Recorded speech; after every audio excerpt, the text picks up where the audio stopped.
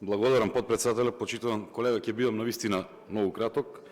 Јас не можам да видам каде има проблем со овој закон. Навистина долго време се функционираше само по законот за употреба на јазиците и таму понатаму следеше уште еден закон за воспоставување на правен субјект кој што значи нели инспекторат за спроведување на албанскиот јазик практично.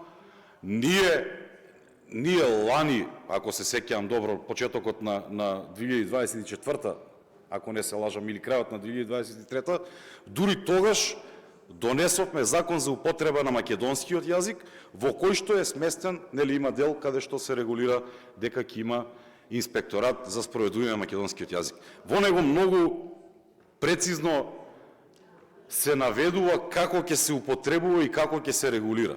И мислам дека сите тоа го изгласавме заеднички. Не знам дали беше само во овој мандат или во претходниот мандат. Меѓутоа заеднички го изгласавме. И сега гледам кога наведувате некакви пропусти или не знам ваши забелешки, наведувате и табли, наведувате и спроведување на не знам какво писмо. Убаво си вели законот и уставот. Во Република Македонија официјален службен јазик е македонскиот со неговото кирилско писмо и јазикот на заедниците кои што се нели повеќе од 20%.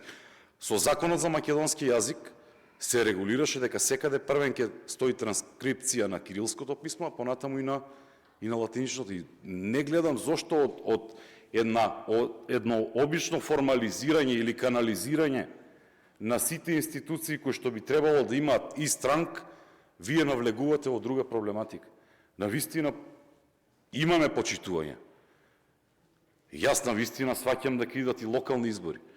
Меѓутоа, инспекторат еден, со уште еден, мора да биде на исто ниво. Освен буџетирањето, освен тоа што досега инспекторатот за спроведување на албанскиот јазик во случајов беше корисник на буџетот од прва линија, сега ќе потпадне под ресорното министерство, никакви други измени нема. Ниту едно право не се губи, ниту едно право не се добива.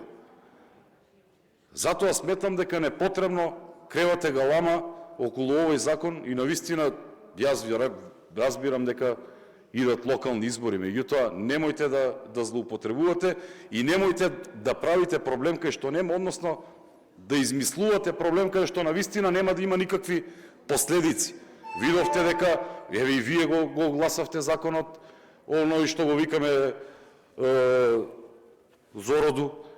И вие го гласавте, беше поддржано. И вие не знаевте дека се канализира, односно сите